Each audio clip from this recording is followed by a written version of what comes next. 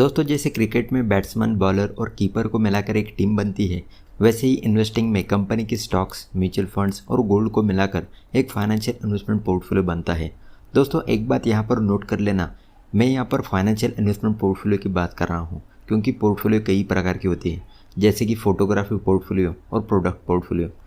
दोस्तों investment portfolio में वो सारी चीज़ें आती हैं जो इन्वेस्टमेंट के इरादे से की गई हो, जैसे कि stock market, mutual funds, digital gold और कैश। दोस्तों ये कैश आपको पोर्टफोलियो में तभी इंक्लूड होगा जब आप उस कैश को इन्वेस्टमेंट पर्पज़ के लिए यूज़ करोगे। दोस्तों दुनिया के सबसे महान इन्वेस्टर और दुनिया के 5वें सबसे अमीर इंसान यानी वॉरेन बफेट के पोर्टफोलियो में स्टॉक्स के साथ साथ 25% से ज़्यादा कैश भी है, और उस कैश को वॉरेन बफेट तभी यूज़ करते हैं जब उनको कोई अच्छी इन्वेस्टमेंट डील मिलती है। दोस्तों जैसे क्रिकेट का मैच जीतने के लिए आप सिर्फ बॉलर को या फिर सिर्फ और सिर्फ बैट्समैन को ही अपने टीम में नहीं ले सकते, वैसे ही एक विनिंग इन्वेस्टमेंट पोर्टफोलियो बनाने के लिए आप अपने पोर्टफोलियो में एक ही सेक्टर के सारे स्टॉक्स नहीं रख सकते। जैसे कि अगर आपके पोर्टफोलियो में सिर्फ और सिर्फ बैंकिंग सेक्टर की स्टॉक्स है, और अगर गवर्नमेंट कोई ऐसी पॉलिसी अनाउंस करता है जिसका इम्पैक्ट पूरे बैंकिंग सेक्टर पर होने वाला हो, तो इसका इनडायरेक्ट इम्पैक्ट आपके पोर्टफोलियो पर भी होगा, क्योंकि आपके पोर्टफोलियो में ज़्यादातर बैंकिंग स्टॉक्स है।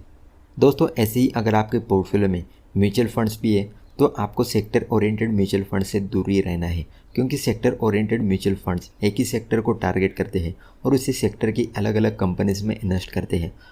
दोस्तों अगर आपको म्यूचुअल फंड्स में इन्वेस्ट करना ही है तो अलग अलग प्रकार के म्यूचुअल फंड्स में इन्वेस्ट करें, जैसे कि फ्लेक्सी कैप म्यूचुअल फंड और इंडेक्स म्यूचुअल फंड। दोस्तों अगर आप निफ्टी 50 जो इंडियन स्टॉक मार्केट को रिप्रेजेंट करने वाला इंडेक्स है और गोल्ड के प्राइस चार्ट को देखोगे तो आपको क्लियरली पता चल जाएगा कि जब जब स्टॉक मार्केट नीचे गया है तब तब गोल्ड का प्राइस ऊपर गया है। जैसे कि 2008 में लेमन ब्रदर्स की क्राइसिस की वजह से इंडियन स्टॉक मार्केट ने -51% का रिटर्न दिया था, और उसी साल गोल्ड ने +22% का रिटर्न दिया था। कोविड मार्केट क्रैश के टाइम पे निफ्टी ने 11% का रिटर्न दिया था और गोल्ड ने 23% का रिटर्न दिया था, और उसके अगले साल ही निफ्टी ने -32% का रिटर्न दिया था और गोल्ड ने +5% का रिटर्न दिया था। दोस्तों यहाँ पर मैं गोल्ड के मतलब सोवरेन गोल्ड बॉन्ड की बात कर रहा हूँ। दोस्तों सोवरेन गोल्ड बॉन्ड पर मैं जल्दी वीडियो बनाने वाला हूँ, फिर भी शॉर्ट में सोवरेन गोल्ड बॉन्ड एक डिजिटल गोल्ड होता है जिसका इन्वेस्टमेंट पीरियड होता है 5 साल, और इन 5 सालों में आपको आपकी इन्वेस्टमेंट पर कैपिटल गेन के साथ साथ हर साल 2.5% का फिक्स इंटरेस्ट भी मिलता है।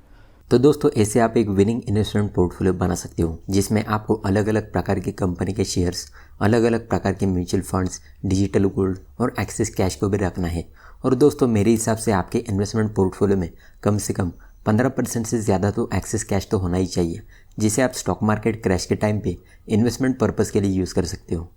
दोस्तों इस वीडियो को एंड करने से पहले मैं बस इतना ही कहना चाहूँगा कि जैसे क्रिकेट टीम को लीड करने का काम उस टीम का कैप्टन करता है, यानी कौन से प्लेयर को बैटिंग देनी है और कौन से प्लेयर को बॉलिंग देनी है, ये सब उस टीम का कैप्टन डिसाइड करता है, वैसे ही आपके पोर्टफोलियो को लीड करने का काम आपको करना है, यानी कौन से स्टॉक को खरीदना है और कौन से स्टॉक को बेचना है, ये सब कुछ आपको डिसाइड करना है। यानी कुल मिला के आपको विनिंग इन्वेस्टमेंट पोर्टफोलियो बनाना है या फिर लूजिंग इन्वेस्टमेंट पोर्टफोलियो बनाना है, ये सब कुछ आप पर डिपेंड करता है। दोस्तों अगर वीडियो पसंद आया हो तो इसे लाइक कर देना, और चैनल पर पहली बार आए हो तो इसे सब्सक्राइब कर देना। और दोस्तों और एक बात, अगर आपके कुछ वैल्यूएबल सजेशंस भी हो तो उसे कमेंट में भी बता देना।